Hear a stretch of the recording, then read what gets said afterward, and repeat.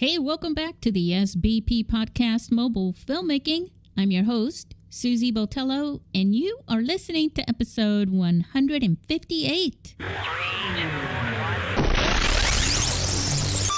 When you're listening to people talk about filmmaking, usually they bring up storytelling. It's a big, major part of it. But that's not the storytelling that we're going to discuss here tonight, because we're going to talk about a different kind of storytelling.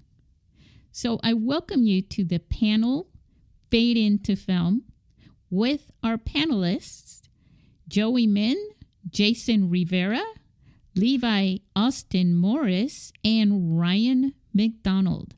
And we're going to talk to them about this topic, but we're also going to be discussing other things that are on your mind as an indie filmmaker, as a content creator, as a mobile filmmaker, and as a storyteller. So get ready. Here we go.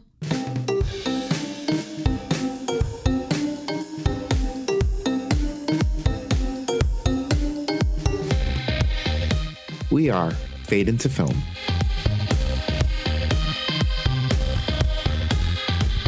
Joey, you're in the woods. I'm in the woods. You were woods. gonna say. Like we're going right into it. Joey, you're in the woods? Well, what are you doing in the woods, I'm man? in the woods. So tell everybody why you're in the woods. Oh, I'm just I just last minute like gig I picked up and I'm out here. I think I'm driving back tomorrow, but you know they need me here. If you survive. If I survive. Yeah, that's it. That's really it. Are you sleeping in a tent? No, it's a cabin. Oh, okay. It's a little tiny Oh, that's shed awesome. cabin. Yeah. Is it like literally the cabin in the woods? It's a cabin in the woods, yes. Nice. Oh, that's awesome. Are you filming? Was Anything? earlier. I mean, it's just a production. It's a little tiny production, but Nice. I'm charging them high though. So Hell yeah, you are. Make that money. That's awesome. So, hey, everybody, we're chit-chatting here with Joey, who's out in the woods. So he may sound a little different, but it's still Joey. We've confirmed. Welcome back to Fade Into Film. We are the panelists of Fade Into Film. I'm the host, Susie, and here are, obviously, Joey Min in the woods. Levi Austin Morris, Jason Rivera, and Ryan McDonald. How you doing, guys? Hi. Doing good. Yeah. Hello. So we're ready to rumble, right? Yeah. yeah.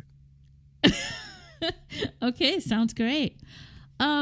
So how does anyone have any updates they want to bring up really quick before? Sure. Yeah, what's that? Paralysis. We were accepted into 2 more film festivals. I don't know if I talked about this last time. I don't think I did. Nice. Yep. Did I? Yes. Oh, I did. Not the new ones. No, not the new ones. Yeah. I talked about the festivals that we went to, but we just got accepted into 2.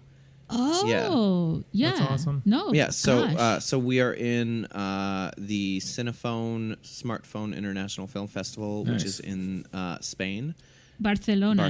Yep. And then we are in No, Barcelona. Barcelona. There you go. And then we are in the Horror Movie Freaks Film Festival in North Carolina. Nice. All right. Making Cool. rounds. It's awesome. Yeah. So which one are you going to? Well, definitely not the Spain one because that's going to be too expensive.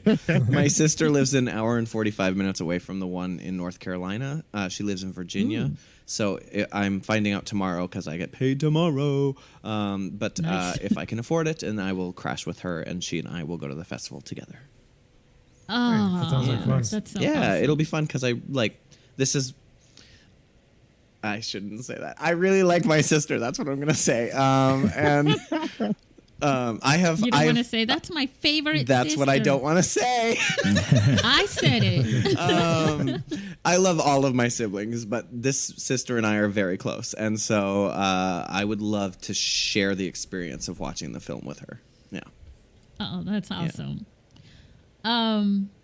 Anybody else? If any of my other siblings listen to this, I apologize. Your disclaimer. Yeah. Not Levi. Well, my really good friend and oftentimes collaborator, her name is Madison Easley. She did the cinematography for me on the Ancient Evil Moon's Blood, and then she was one of the first times I ever got directed on an iPhone movie. She did a short film trilogy called The Replacement that we were in, and she's over the year been developing a video game for the PC. Oh, wow. And so we've so for the next couple weekends coming up, she's rented actually studio space, so we'll be in a studio with green screen, Damn. full controlled environments, and shooting like video pieces that will go along with the game. That's sick. That sounds really What kind cool. of game is It's it? really cool. Yeah, that Yeah. sounds very cool. It kind of has like probably like a Last of Us feel to it. Yeah. Somewhat Oh. I understand. I'll be honest. I haven't played The Last of Us I Okay. haven't played a video game in a long time. So Did you watch the show? I started it, but I didn't. I fell asleep, and then I ended up watching. And it was really late. And Okay. yeah, it was like 1 a.m, and then He's got somebody, kids too, so. He does have yeah, kids. somebody turned me You on gotta to pass. Barry, and I smoked through that show within like 2 weeks. That was, and I don't normally do that Yeah, with it's a good shows. one. I I love really that. like Barry. Yeah, I heard that's good, and I haven't watched it yet. And It's very good. I haven't watched it yet either, and everybody I know is like, Levi, you have to watch that show. So, yeah. Barry? Barry. Mhm. Yeah, it's Bill Hader. Yeah, it's surprising, like how I didn't realize like, how much of a film nerd he was, and how great of a director he could be. It got Sorry, to the it gets to a point in the show where you can tell which episodes you're like watching and it's like this is his, like you can tell that it's his directed episode, and then by the last season he ends up directing every episode. And I love they're- that. and they're really well done. Cool. Yeah, I knew that about Bill Hader because I was really fascinated by his journey and his journey to SNL. He moved to LA to be a filmmaker, and he was a very serious filmmaker, and he didn't consider himself funny at all. And then he took an improv class to improve his directing, and Megan Mullally saw him and was like, "You are hilarious," and got him an audition at SNL. But yeah, so like I knew that. I think that's amazing, though. I didn't know that he directed so many episodes of the show. Well, that's interesting. So you're gonna have your own studio. You're gonna take advantage of that and film a little short. So we do have a chatting with Madison, and she's directing it, and we do have one day where there's like we only have like maybe half a day of things to film. We have the rest of it, and her and I talked about that. I was like, what do we need? Like what stock item do we need? Me falling toward within the green screen. I don't know. Just be thinking of the stuff that we could shoot in that time period to fill the space. That's cool. I bet. I mean, it's like, yeah. It's like if you get a snowstorm, it's like, well, let me just shoot some of this Yeah. for a later thing, for an apocalypse movie or something. That's really That's cool. very cool. And Jason, you got anything or? Yeah, probably the last month or so, I've been working on scoring a new film, a drama. Hell yeah. Is this your fifth one? Fifth what? Sorry.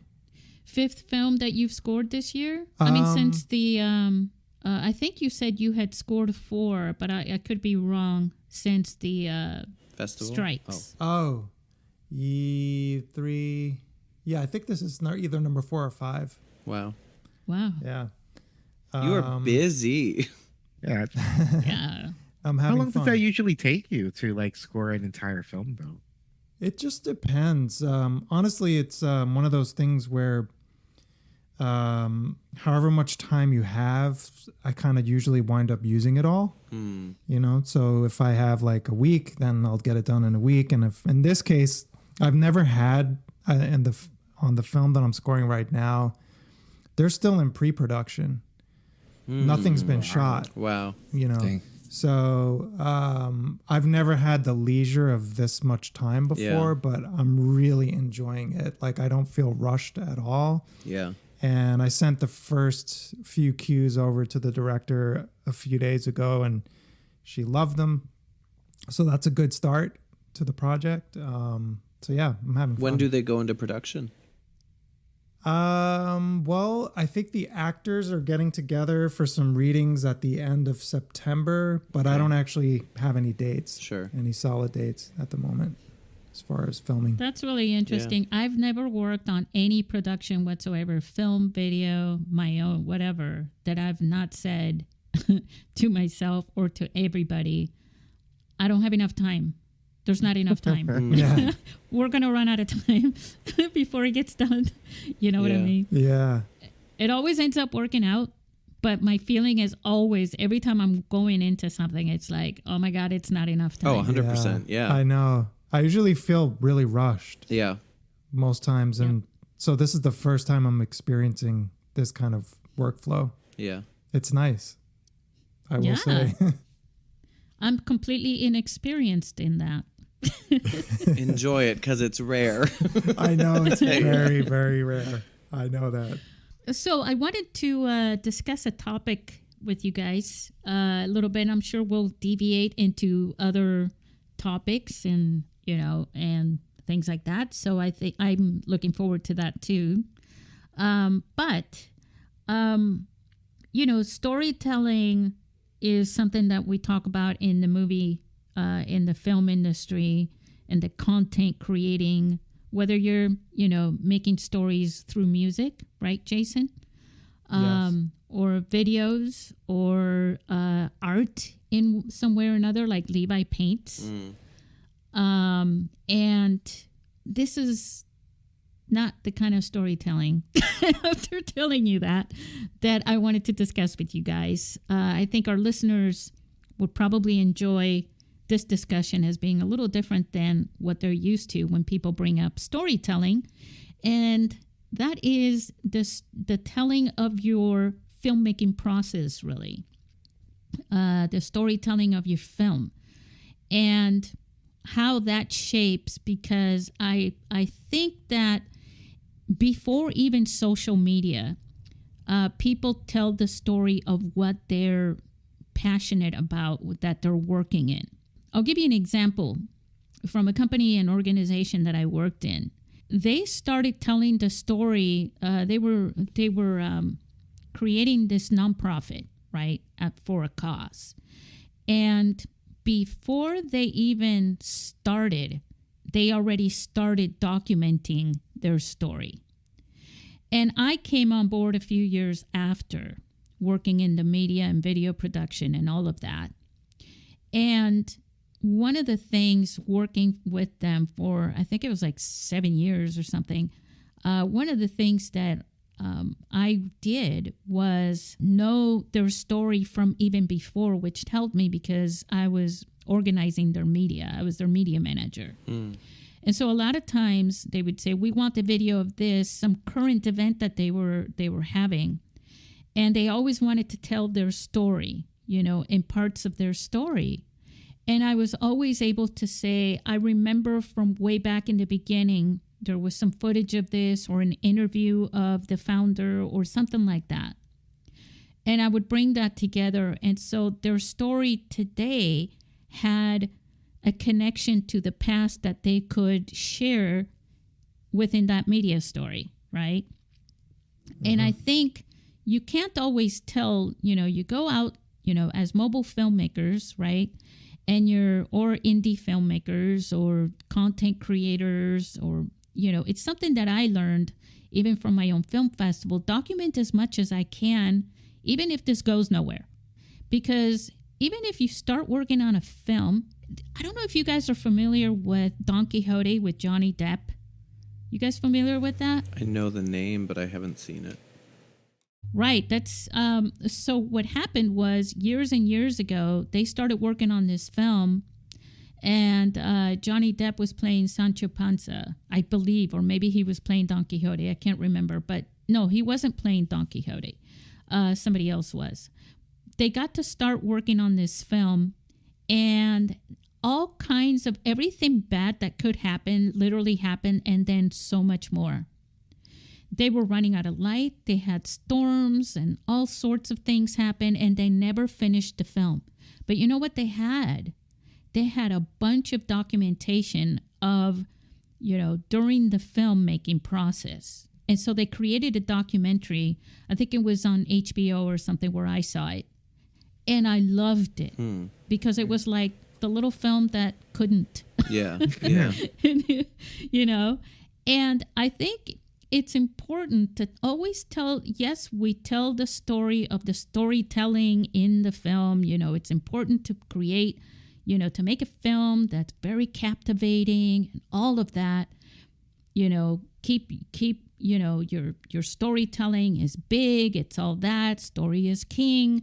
But also don't forget, especially with mobile phones available by everyone in the production, to document the storytelling part, because whether you're doing it immediately for social media or whether you're doing it down the line later on, you know, picture, you know, Sean Baker's Tangerine, you know, that they came back later and now this movie is famous. It gets referenced as an indie film, you know, with other greats. And so they have that documentation. And so what do you guys think about that?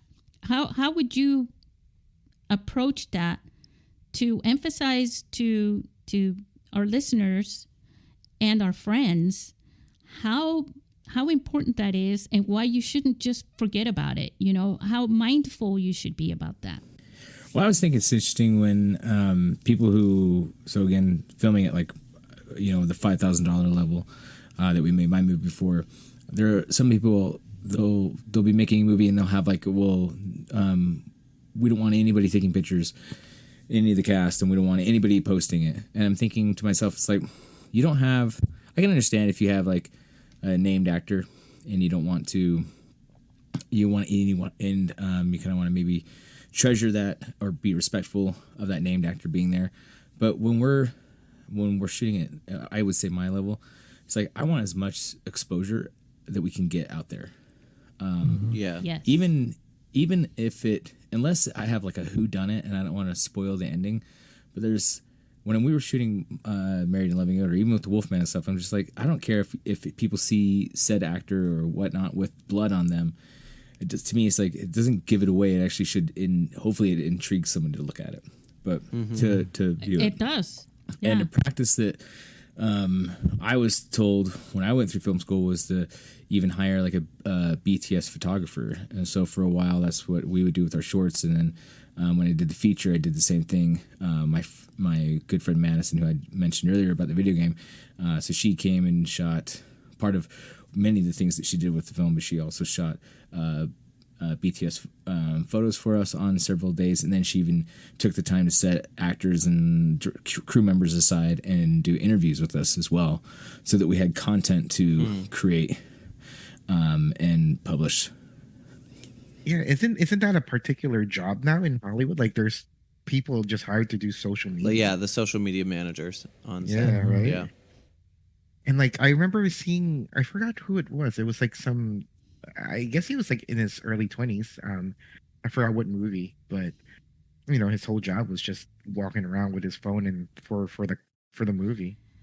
I had as a PA in one of the short films that I worked on. They said, here, use this camera and walk around and just get whatever you can between takes and everything. And of course, I was a goof.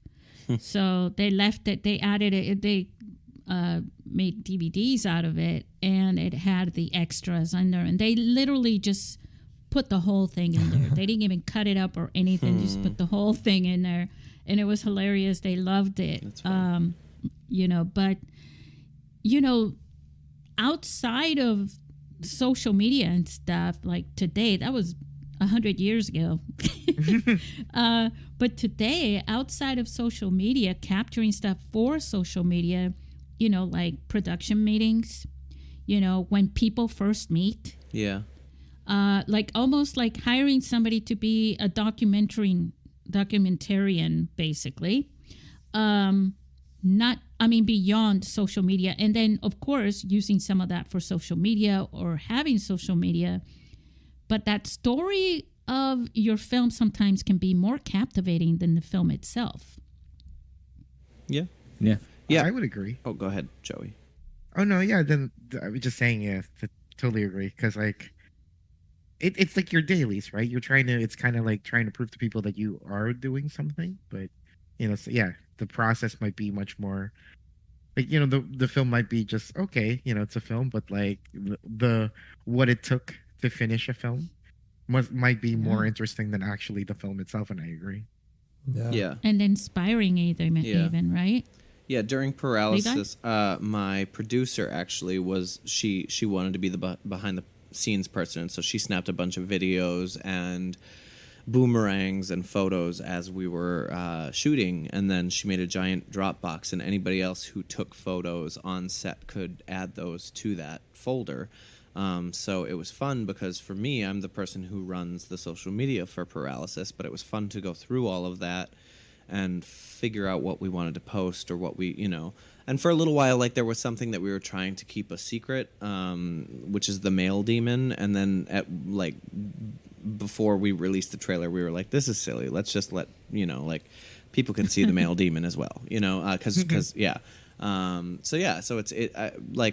we definitely had that on set. And I mean, Susie, you saw one of the videos and you've commented on it. Like we were holding for a plane, and our lead actress. Oh my God, it's my favorite video. Our lead actress sang Disney songs to us as we waited. But it was so awesome to see the attention and your reactions, because you guys were being comical, about it. Yeah. It was like Snow White and the Seven Dwarfs, where like she's sitting outside reading with all a the book. little animals. Yeah, reading a book. It was kind of like that, but your faces were like the Seven Dwarfs, like, it was so beautiful. And we did that because she has a good voice, and we were like, well, we can't do anything right now anyway, so yeah.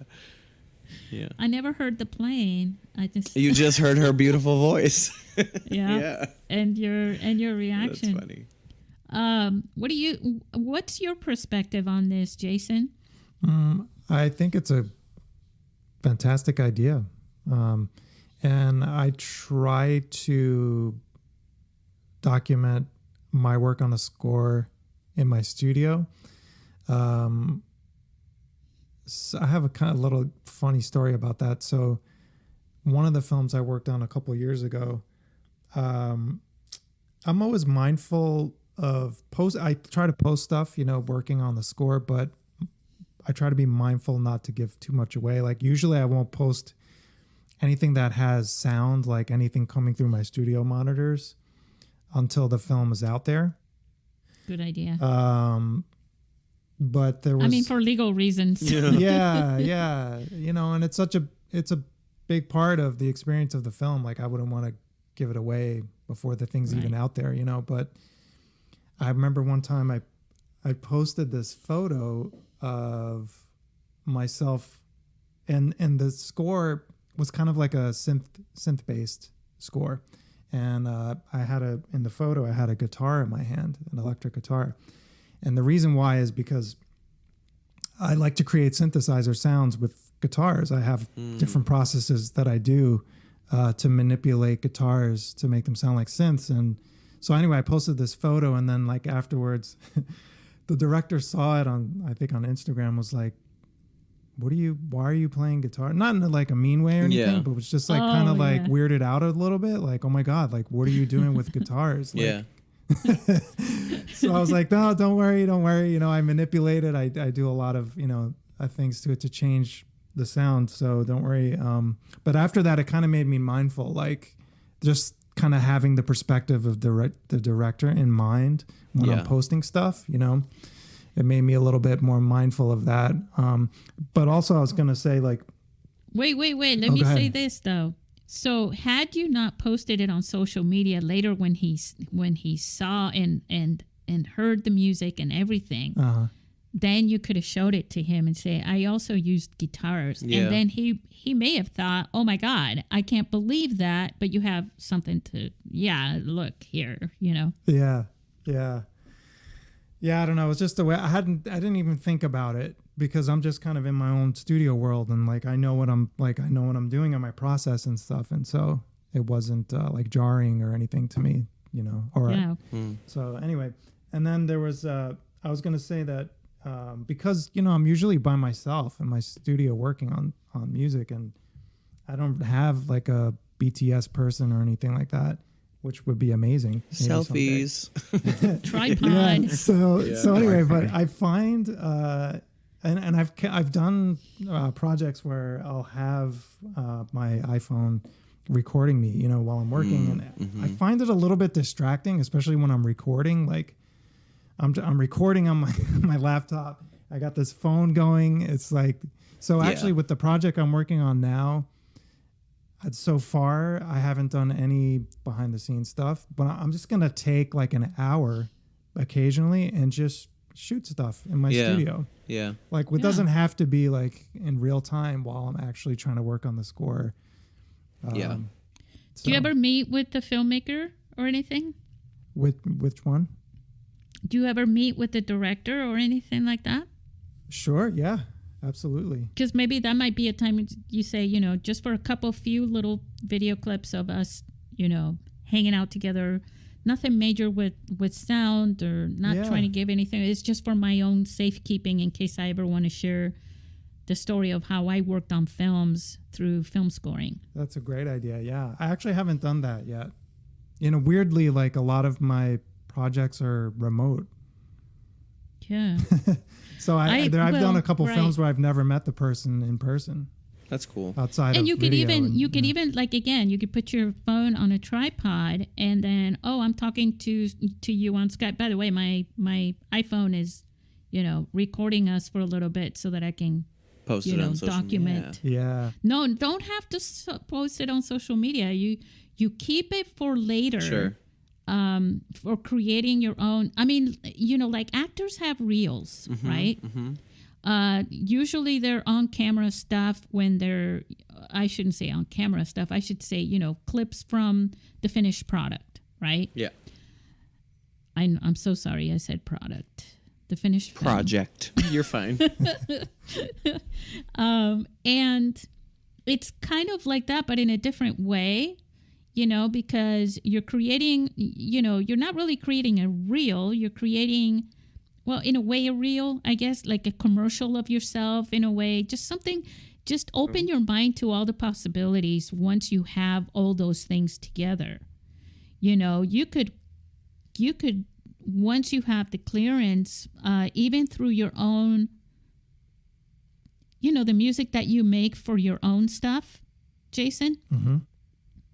So you could do the process of that, record that. Yeah, I do. And then have a bunch of B-roll, and then you put that music track as the soundtrack for the B-roll to create a montage of how you make the music. Mm-hmm. We actually, Definitely. with Paralysis, one of the things that... So, I mean, I wrote the script, so I can make this joke, but there were a couple of things that happened too often in this script, and it was just shitty writing. And one of the things was that Allison's character says Nikki so goddamn much. And so, and Nikki is my character. And so it ended up happening that the behind the scenes footage that our director got, or not our director, I'm the director, that our producer got, was oftentimes Allison saying, Nikki. And so it turned into this running joke that just crew members in the middle of, like, she'd be recording behind the scenes, crew members would look at her camera and go, Nikki. And so we have all this footage of random people just going, Nikki. Normal. And like we're like, we should do something with that, maybe for like the special features or something on the DVD. But like we have like probably 10 minutes worth of people just saying Nikki. Like, yeah. Yeah. And then I cut half of those Nickies in the editing. Actually ends up in the credits, right? What was that? Some of that stuff ends up in the credit, like they call them bloopers. Yeah, but they're not always bloopers. I mean, I'm not putting that on Paralysis. This is very dark horror film, we go and from then horror to comedy. Yeah, that's funny. Oh, that's awesome. Yeah. Joey, I think your perspective would be great because you termed yourself this a while back, but the YouTuber perspective, right? Yeah. But you're also a filmmaker, so I'd love to know a little more about how you would consider this in your scenario, because I know you do this already, but even expanding on it. Definitely, because I think before when we first started the YouTube channel, it's kind of like it's like a variety type of thing. We didn't really know what we were doing. We are just kind of filming a bunch of stuff, a bunch of skits. Even though I knew that I always wanted to be a director, and the people I had on at that time, they were just maybe just for fun, like acting.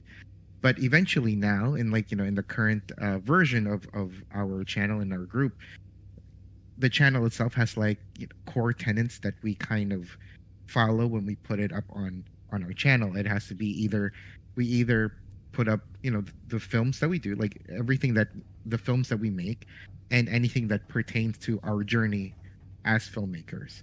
So, and sometimes we film our off days when we're not filming anything for our film, and it's just like a break, and we literally just go get something to eat and we just show that, because I think a lot of people are also interested in how indie filmmakers, like how we're able to produce the way that we produce. And it's like, okay, sometimes it's just not just work, it's us here, we're going to go get sandwiches or something, and that's just the break that we have in our 24/7 work life, and that's so people can see how we kind of build our time, and I think it's a cool concept. That's why I think that the humanity. Yes, the humanity behind the filming, the filmmakers, right? It's not just it's definitely not the glitz and glamour that everybody thinks. It's the sometimes I know when people have the whole thing when people are like set life, hashtag set life. I kind of want to do this thing where how can I make me sitting down and editing for hours look cool? Oh, right? How do I make that? What you should do is you should just be sitting in front of a computer looking completely frazzled, maybe with a bottle of vodka in front of you, and do hashtag editing life. Right? Hashtag edit show life. up on set. As crew, when you show up on set, usually I still have these, a pair of army pants full of pockets. Yes. You know what I mean? Yeah. It's not the glamorous stuff that you would wear outside, even to go get a burger somewhere or something. You know what I'm saying? Yeah. It's nobody thinks about looking glamorous when you're on set, because you're going to be there for 12 hours anyway. Definitely, if you're the unit people, the production people, all of these actors don't understand when we have to. Oh, and the actors show up. They're not allowed to wear makeup. I will also say, with what we're talking about, I felt a sense of responsibility, and that's why I was super grateful that Jamie was constantly shooting behind the scenes, because we had so many people contribute to the project. So it was not only about sort of telling the behind the scenes of the story or the story of the film a little bit through behind the scenes, but it was also about I mean, I'll be honest, I felt an immense amount of pressure to show people that we were doing what we said we were going to do, Because of the definitely. crowdfunding. Because of the crowdfunding, yeah. But I think there was another aspect, though, Levi, on your film, too, which you were talking about the obligation in a way. Yeah. But also, I think in your case, it would have also been good to show the research that you did for paralysis, for telling that story in a genuine way, in a respectful way. Yeah. And also you going to get that book and making that book in the way that you made it. You bought a book and then you destroyed it to make it look like a real book. Yeah. I sure did. You are right. Yeah. Yeah. And those are some of the things that maybe we should have done more of. I guess now that you're saying that, I'm like, God, we could have done more of that. Because we did. We bought a lot of props. Looking very pristine and nice, and then we made them look weathered and deteriorating. Yeah. So antiquated. Yeah, and I guess my brain goes to, oh shit, I have to have this ready in 2-3 days. That's why next time people need to hire me, because I'll be the consultant to give you all those wonderful ideas. You'd be like, Levi, when are you doing that? I'm coming over. Definitely. We should fly you over here for the next time we have a big film, and can help us out, Susie. Seriously, I've got a lot. So here's the thing. My thing is about documentaries. I have this immense passion for documentary filmmaking, and this is what I'm going to do for my listeners, our listeners. I'm going to put the link to a filmmaking game changer. This thing that I wrote on my Substack. No, I'm just kidding. I'm probably going to cut that out. Now market it. Market it. That's branding right there. Nothing. But it's called a filmmaking game changer, The Blair Witch Project, 1999. That experience for me at the beginning of when I shifted my major from paralegal Oh my God. to filmmaking and video and media and communications and all that blew my mind because I got to experience that in the way they wanted me to experience it. I had no idea that this was fake. And by the time I sat down in a completely empty, small little theater at a shopping mall to watch this film, it was around midnight. I was all alone. Yeah. And it was just a rumor Yeah. at the time that it may have been a trick of some sort. Yeah. So this, for me, talk about the story of the storytelling, right? These guys were out shooting a documentary and they ended up being the subject of this film Yeah. on their own, right? And the thing is, like, a lot of people don't know, but they actually, the characters, their names, Yeah. their names are, hold on, what are their names? Okay, their names are Heather Donahue, Michael C. Williams, and Joshua Leonard. And by the way, if you're listening and you know these guys, please bring them on my podcast. Those are the real names. Yeah. And they used them as their character names. They weren't thinking, and this brings me up to this again, like what Levi, what you were saying about, like, your head is not fully 100% everywhere. It's 100% focused on what you want to achieve, which is your film. And that's enough. That's more than enough. You know, especially as a director. So I'm going to put that link on there because I just thought, I just think, so that's my documentary thing. That's what became so fascinating for me. And we discussed it in our cinematography class as the biggest, change maker in the history of film for marketing.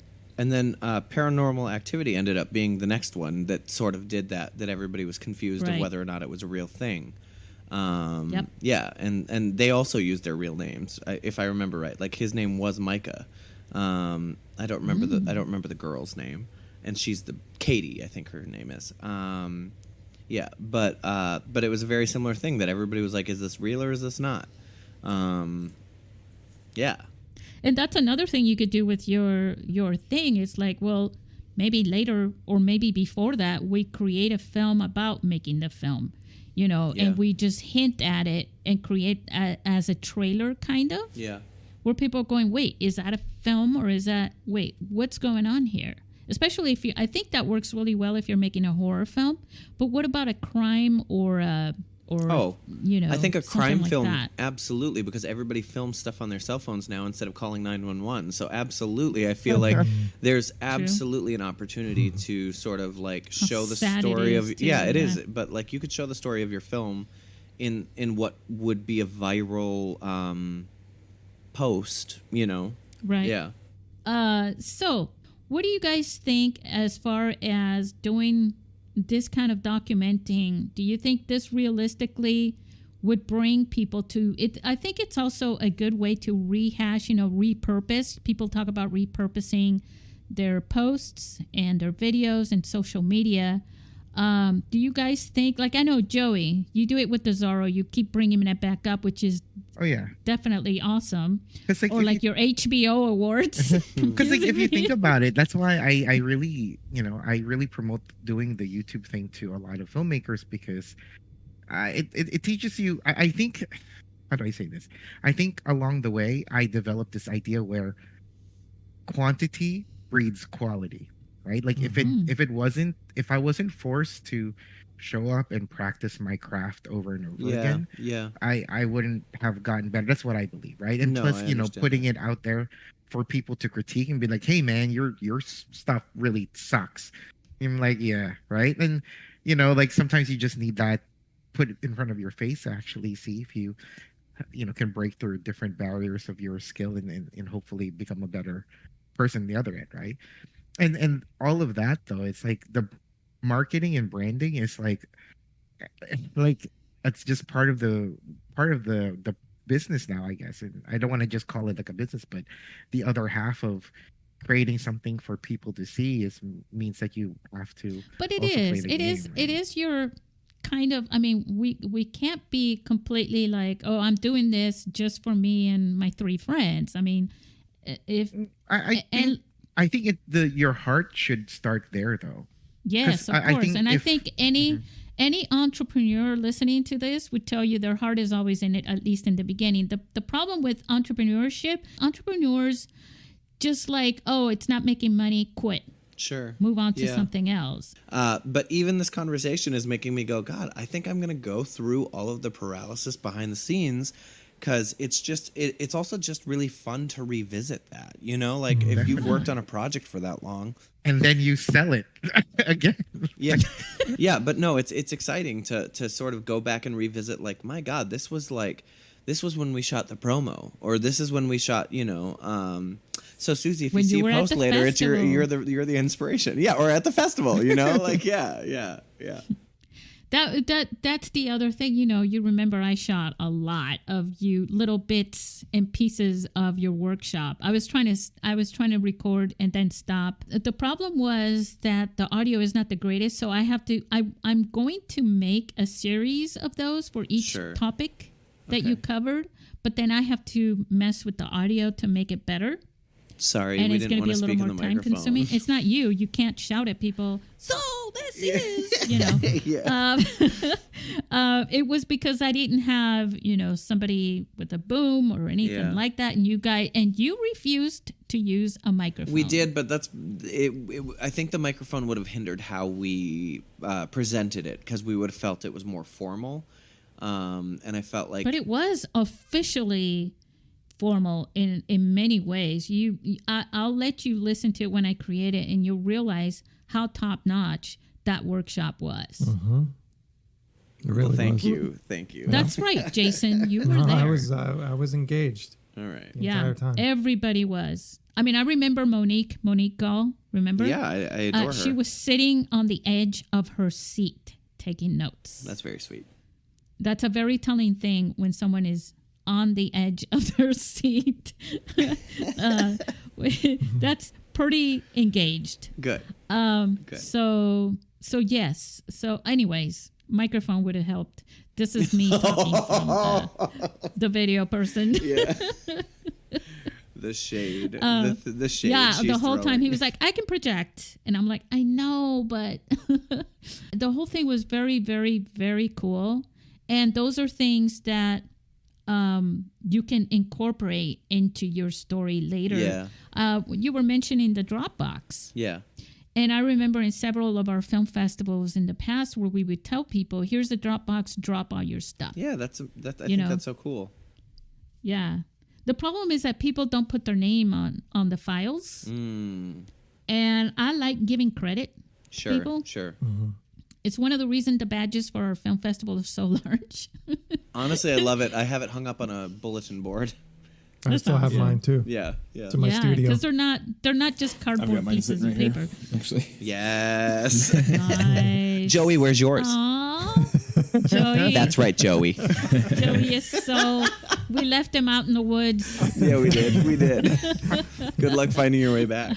Oh my gosh. But it's very helpful to do that, because one of the things that I learned was that when you have events and you have people that you want to focus on, that you want to give credit to, that you're able to get the photographer. By the way, make sure that you focus, you're in focus, so we can read their names, because later on we don't know who's who. Yeah. Mm-hmm. You know what I mean? And then you can say, oh, it's this person, especially if later they're talking on camera, then we can look back at a photo, read their name from their badges, and we can ID them on the video. Yeah.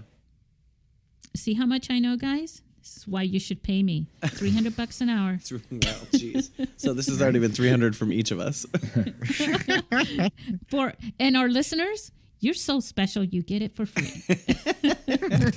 We pay to be on this podcast, you guys. God, there are people who pay to be guests on podcasts. Oh, yeah. Because I've had people ask, and Wow. that's harsh. Wow. Yeah. I'm like, no, what? No.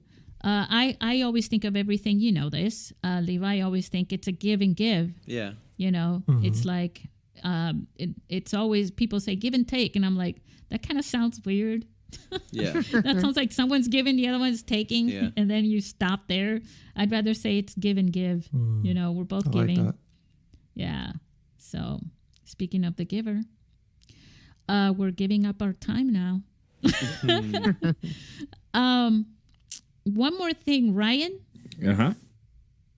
I want you to talk just for a minute here. Don't rush. About the storytelling that you did, the film that you were just talking about with the werewolf. Well, give me a second to think of that. I could say kind of in just general sense, like I have another friend who does he cosplays as Senator Palpatine or Emperor Palpatine, Yes. and posts every day, and I've heard him and his girlfriend, who's also a film collaborator and helped me with Married and Loving It. Her name's Danielle, and they've said, like, everything is content. And they post, True. and so there are times where I'm writing a script and I'll take a picture of it along the way, and you guys don't see it or the people out there don't see it necessarily because I never finished the script, so I don't post it. But there are times where I'll post it could be a picture of a storyboard that I was working on, and I'll say it's for the film that we're making, but it's actually not. But it's the picture of a storyboard that I have. So it's kind of like posting that you're on vacation when you never really left town. So you're lying. A little bit, yeah. Yeah. Storytelling. But the other part is, many of us all, because we're not just directors, we're also producers here in this podcast. And part of the job of the producer is like, you go from the beginning to the end. I've had producers who have left our projects as soon as we finish shooting. And it's unfortunate because it's like the producer ball actually is from the very beginning of when it's like, are we going to make another movie, to the very end of like, now we have distribution. And then it's even beyond that. It's because now not only do you have distribution, but then it's trying to make sure everybody sees it in that distribution. And so the story then, as we said, like you're telling two stories. You're telling the story in your movie, but there's a story of how you made your movie. And when we're independent at this level, that's kind of like our biggest story to tell.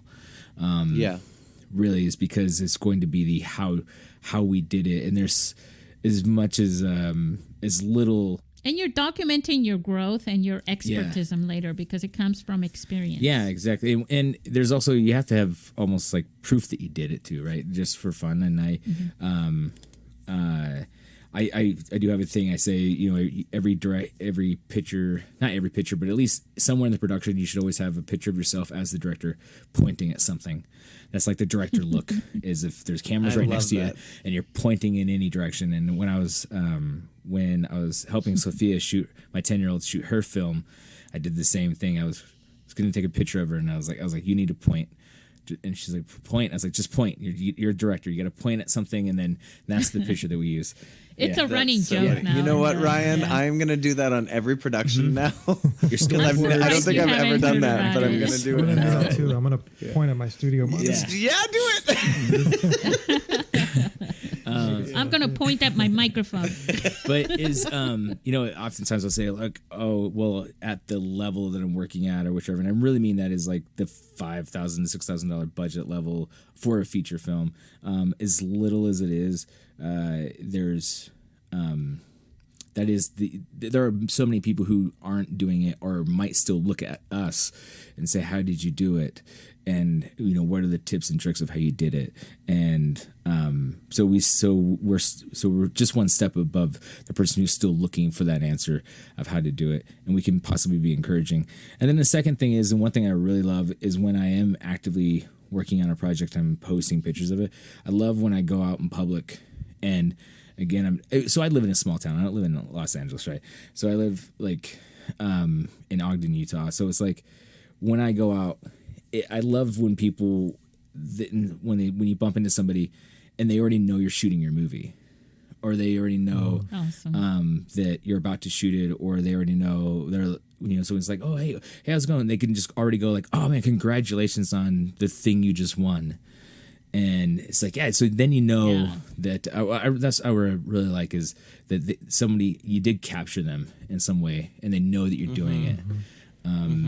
And there's something gratifying about that, I guess, for me at least. When I lived up in the mountains, not where Joey is, we shot some stuff out there, some short films out there. And there was like a trading post, and people when they would see me, they were like, hey, because everybody knows. I mean, it was a small section. It was just like, it's not even a town. It's just like this small little neighborhood in a way. And everybody knew that we were filming stuff, and they found it really interesting and neat and all this stuff, because they're just out there I wouldn't say it was the middle of nowhere, because, I mean, after all, it is San Diego, within the county. It's just up on top of a mountain where I happen to be. But everybody, I think it was because the community was so tight. Yeah. I remember creating a haunted house, a haunted experience for everybody right next to the trading post, and people from the school and people from the city part of that came up there because they had heard about how freaky it was. Because we had a guy that was running a real chainsaw at the end of it, and he was freaking people out. And I was like, please tell me you took the chain off of that thing, right? He's all, yeah, it's just for noise. I was like, oh my God. That's funny. A long time ago, I worked in a haunted house when I was a teenager, and at times I was the Texas Chainsaw Massacre running the chainsaw and chasing kids out of our abandoned mall. I should say, I can't believe I failed to say this, but so BJ, who does the Senator Palpatine, is BJ Wimpy, and he's also the werewolf in Ancient Evil in His Blood. So very cool. As I was saying that, I was like, how did I miss that? It's like you win and you forget to thank your wife,